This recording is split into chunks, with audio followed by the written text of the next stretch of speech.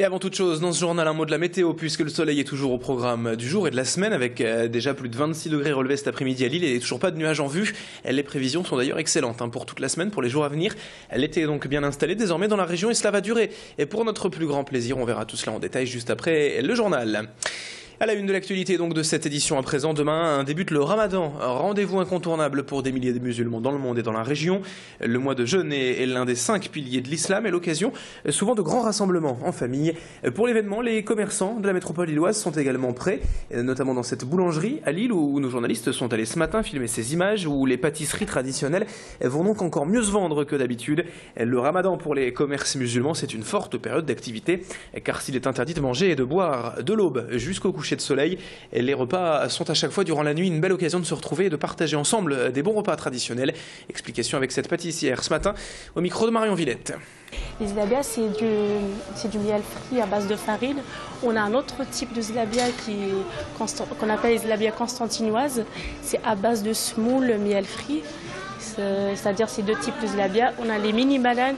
Ce qui parle le plus, c'est tout ce qui est à base de vraiment mielleux, tout ce qui est sucré pour remplacer en fait le fait de rester toute la journée à jeun. Les gens achètent tout ce qui est bien sucré en fait.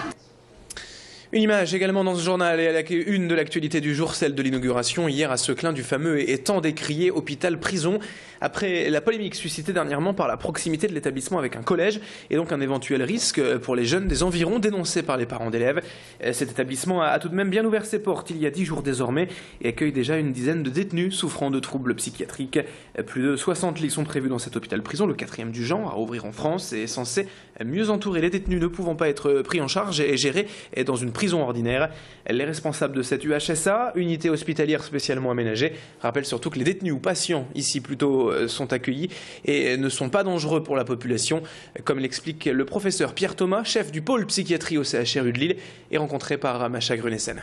Ici, il s'agit d'un hôpital qui est tout à fait identique dans sa conception, dans son projet médical, à n'importe quel hôpital d'un secteur de psychiatrie dans le secteur public. C'est les mêmes personnels, les mêmes médecins, les mêmes propositions de soins, la même gamme de soins, que ce soit en psychothérapie, en activité thérapeutique et même en médicaments utilisés. Donc on est véritablement dans un hôpital. La spécificité, c'est que les patients qui sont ici sont toujours incarcérés. Et donc leur incarcération justifie qu'autour de l'hôpital, il y ait du personnel de l'administration pénitentiaire qui surveille bien sûr les entrées et les sorties dans cet établissement. 18h03 ce soir sur Grand Lille TV, ce mardi soir et dans le reste de l'actualité à présent. Le camp de Rome de l'île Sud sera finalement entièrement démonté et déménagé en septembre prochain après une première évacuation déjà au mois de mai dont on avait parlé sur Grand Lille TV. L'ensemble des familles et des caravanes restantes sur place seront donc toutes évacuées à la rentrée. La décision est tombée la semaine dernière pour permettre la création du futur centre commercial Lillénium. Entre 5 et 800 personnes occuperaient toujours ce camp à l'île Sud et certains problèmes de voisinage entre clans ne sont toujours pas résolus aujourd'hui.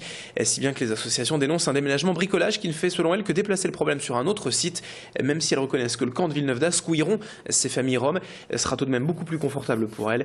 Bruno Mattei, responsable à Lille d'ATD et Carmonde et qui s'occupe régulièrement des Roms, dénonce la gestion politique de la question. On les place dans des logements, ils sont perdants puisque, si vous voulez, ils avaient au moins dans les campements des réseaux, des liens d'amitié, des gens qui les défendaient.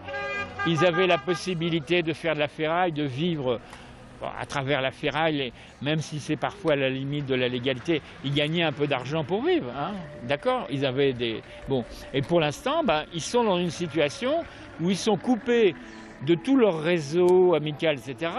Ils vont se retrouver peut-être, je ne sais pas moi,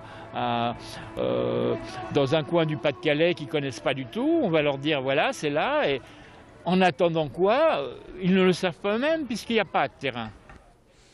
Et puis pour finir ce journal, cette édition de Grand Lille TV, une idée de sortie tout de même pour ces vacances sous le soleil pour les petits et grands avec de l'acrobranche à Vervic, côté France. Le parc Lys Aventure propose des parcours jusqu'à 20 mètres de hauteur en pleine forêt. Ici, notamment sur près de 2 hectares, les parcours sont proposés en vert, bleu, rouge et noir, comme les pistes de ski, en fonction donc de la difficulté simplement et de la hauteur des parcours.